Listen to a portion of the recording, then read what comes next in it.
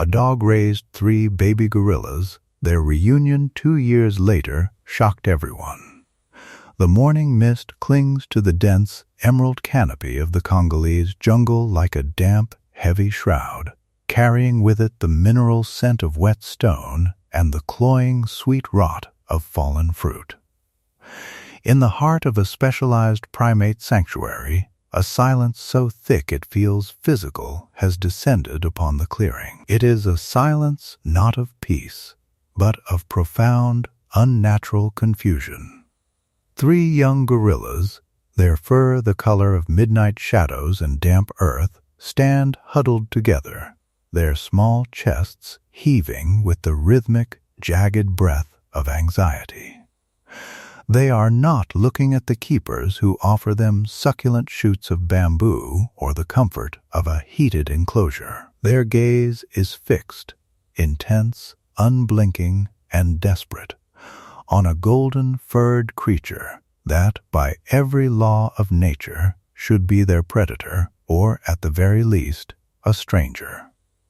Bella, a veteran Labrador retriever with eyes the color of burnt honey and a coat that smells of sun-dried grass and old cedar, stands motionless. To an outsider, she is just a dog, but to these 3 orphans, she is the sun around which their fragile world orbits. The mystery that hangs in the air, thick as the humidity before a storm, is not why they love her, but why they have suddenly stopped eating, stopped playing, and begun to mimic her every movement with a haunting, synchronized precision. The experts are baffled, watching through the chain-link shadows as the largest of the infants, a male named Koto, presses his velvet soft forehead against Bella's flank, seeking a heartbeat that seems to be the only thing keeping his own pulse steady. It is a defiance of instinct that borders on the miraculous, a bond forged in the crucible of shared loss, and as the first golden rays of a hesitant sun pierce through the canopy, the true depth of this interspecies miracle begins to unravel. Before we delve deeper into this extraordinary journey of the heart and the secrets held within the sanctuary walls, we would love to welcome you into our community of storytellers and animal lovers. If these stories of profound connection move you, please take a moment to like this video and subscribe to our channel so you never miss a moment of wonder. We are always curious about the reach of these stories. Please drop a comment below letting us know where in the world you are watching from and what time it is there. Your presence helps us keep these voices alive. The story began years earlier in a landscape defined by the sharp, metallic tang of rain on hot asphalt and the distant, rhythmic drumming of the wild. The sanctuary was a place of healing, but it was also a place of immense sorrow.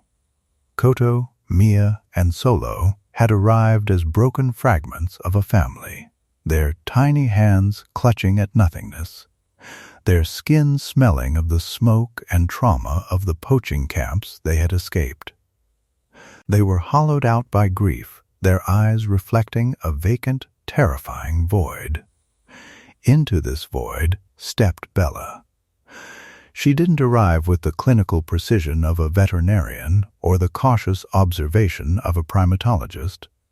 She arrived with the smell of home, a comforting mixture of warm fur, spilled kibble, and the unwavering patience of a soul that expects nothing in return. The bond wasn't immediate.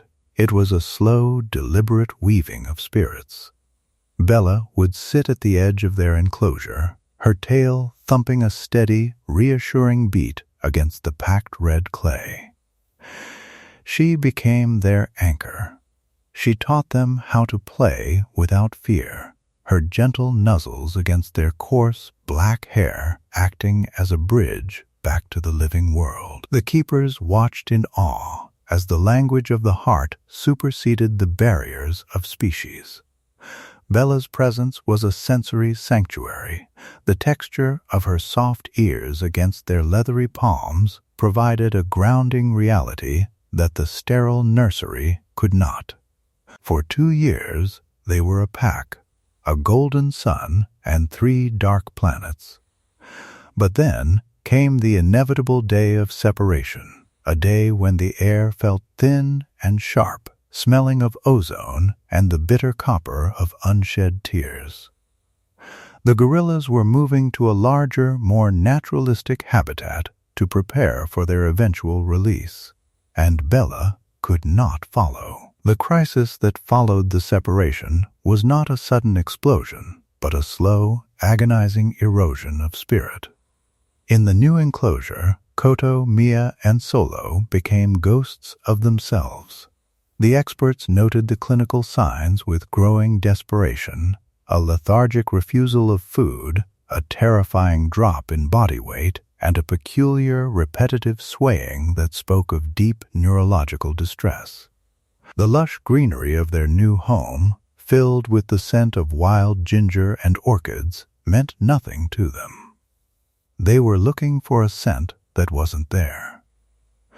The keepers tried everything. They played recordings of Bella's bark, but the sound only seemed to agitate them, their ears twitching toward the speakers with a hope that quickly turned to a hollow, echoing despair. The failure to thrive was a diagnosis that hung over the sanctuary like a dark cloud. One lead researcher, a woman whose hands were calloused from years of primate work and whose heart was weary from the weight of such sorrow, noticed a chilling detail. The gorillas weren't just sad, they were mourning as if a limb had been severed. They were losing the will to be, their breathing becoming shallow and irregular, echoing the suffocating atmosphere of a room where the light has been extinguished.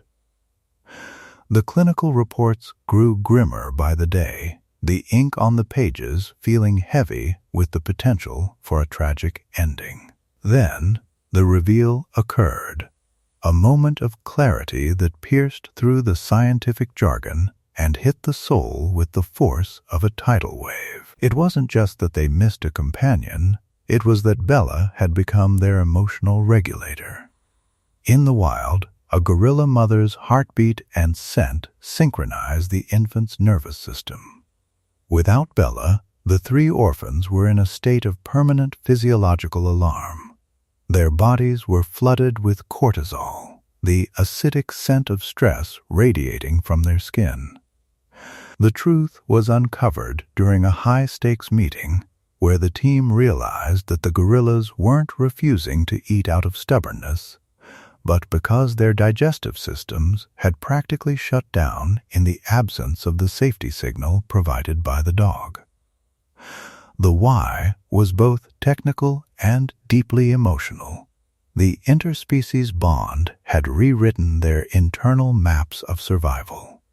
They didn't just want Bella, they needed her biological presence to tell their hearts it was safe to beat. The decision was made, against all standard protocols, to arrange a reunion. The air on that day was electric, humming with a tension that felt like a bowstring drawn too tight. The resolution was a symphony of the senses. When the van carrying Bella pulled up to the gates, the scent of her reached the enclosure before she did. Koto, who had been lying listlessly in the shade of a mahogany tree, suddenly bolted upright.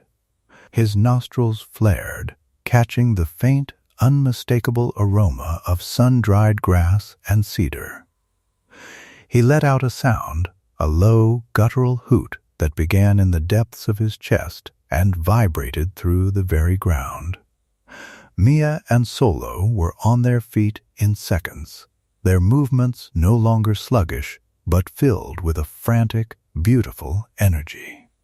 When the gate finally swung open and Bella stepped through, the world seemed to hold its breath. There was no hesitation, no fear of the large, powerful primates. Bella trotted forward, her tail beginning that familiar, rhythmic thump against her haunches. The gorillas didn't charge, they flowed toward her like a dark tide returning to the shore. The first moment of physical reconnection was a masterpiece of tenderness. Koto reached out a massive, trembling hand and buried it in Bella's golden fur. his fingers tracing the familiar contours of her neck. Then, the miracle happened. The synchronized breathing. Within minutes of being near her, the jagged, panicked gasps of the gorillas smoothed out into a deep, rhythmic pulse that matched Bella's own calm respiration. The release of tension in the air was palpable, like the breaking of a long, punishing heatwave.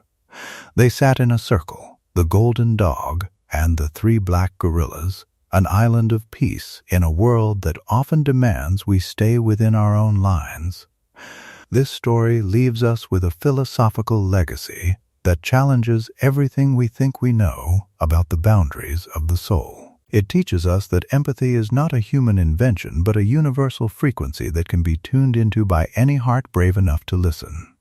These animals demonstrated a sixth sense of love, a recognition of kinship that transcends DNA, skeletal structure, or evolutionary path. It reminds us that intelligence is not just the ability to solve puzzles or use tools, but the capacity to recognize the suffering of another and offer one's own presence as the cure. The bond between Bella and the 3 gorillas is a testament to the idea that we are all, at our core, seeking the same thing, a heartbeat to synchronize with, a scent that spells safety, and a touch that says, "You are not alone in the dark."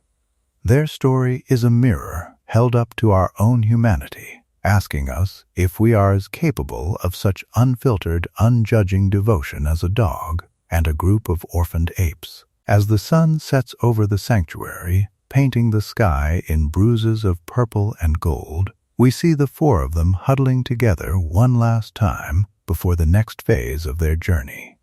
The scent of wood smoke and evening jasmine rises from the valley, a peaceful end to a story that nearly broke under the weight of its own mystery. We hope this narrative of unconditional love has touched your heart as deeply as it has ours. If you found beauty in this reunion, please remember to like this video, subscribe to our channel for more stories from the edge of the human and animal heart, and share this with someone who needs a reminder that love knows no borders. Before you go, we have a question for you. Have you ever witnessed an animal show a level of intuition or empathy that seemed almost human or beyond explanation?